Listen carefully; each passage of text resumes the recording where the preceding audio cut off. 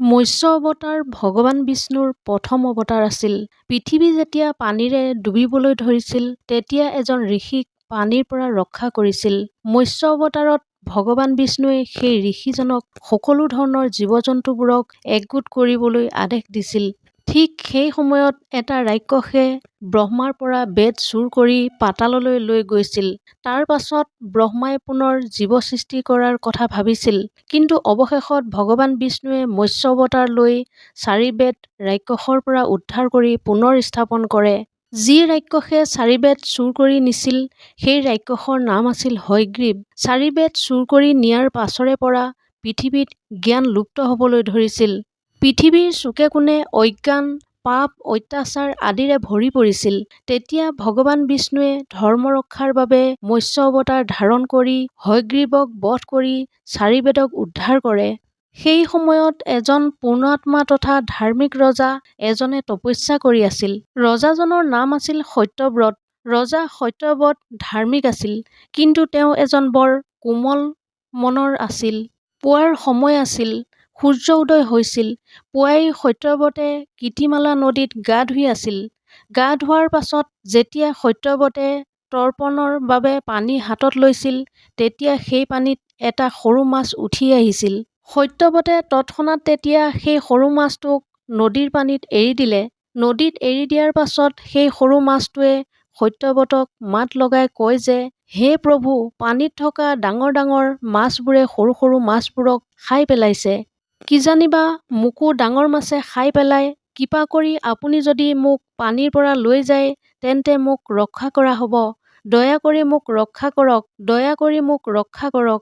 মাছটোৰ কথা শুনি সত্যব্ৰতৰ দয়া উপজিল আৰু তৎক্ষণাৎ মাছটোক পানীৰ পৰা উঠাই ঘৰলৈ লৈ আনিলে। ঘৰলৈ আনি এটা পাত্ৰত মাছটোক ভৰাই থলে। তাৰ পাছত এনে এটা অদ্ভুত ঘটনা ঘটিলে যে একে ৰাতিতে মাছটো ইমানেই বেছি ডাঙৰ হ'বলৈ ধৰিলে যে পাত্ৰটোত মাছটো নধৰা হৈ পৰিল। তাৰ পাছত দ্বিতীয় দিনাখন মাছটোৱে সত্যব্ৰতক ক'লে যে, হে প্ৰভু, মোক থাকিবলৈ অন্য এটা ব্যৱস্থা কৰি দিয়া, কিয়নো মোৰ শৰীৰটো ডাঙৰ হৈছে আৰু এই পাত্ৰত নধৰা হৈছে। মোৰ ঘূৰিবলৈ অসুবিধা হৈছে। তেতিয়া সত্যব্ৰতে মাছটোক তাৰ পৰা উলিয়াই আনি ডাঙৰ এটা পাত্ৰত ৰাখিলে।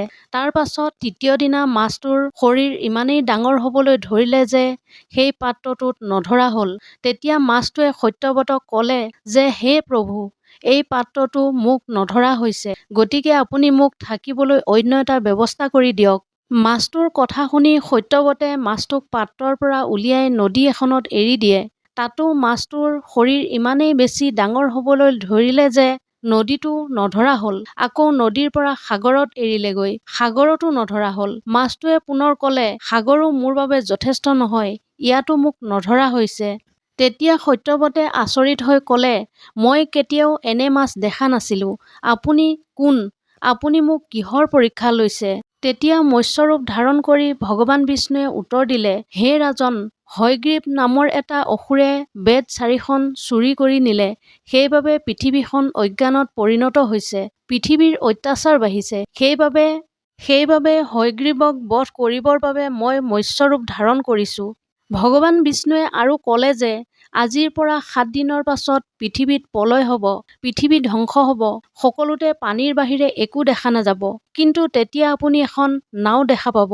সেই নাওত বয় বস্তু উঠাই সপ্তঋষিৰ লগত আপুনি নাওত উঠি যাব। সেই সময়ত মই দেখা দিম আৰু মই এটা জ্ঞান প্ৰদান কৰিম। এই বুলি সত্যব্ৰতক মৎস্যৰূপী ভগৱান বিষ্ণুৱে ক'লে। সেইদিনাৰ পৰা সত্যব্ৰতে ভগৱান বিষ্ণুক স্মৰণ কৰি 7 দিনলৈ অপেক্ষা কৰি থাকিল। 7 দিনৰ দিনা প্ৰলয়ৰ অনুভৱ হ'বলৈ ধৰিলে। সাগৰৰ পানী বাঢ়িবলৈ ধৰিলে। বহুত জোৰেৰে শিলাবৃষ্টি হ'বলৈ ধৰিলে।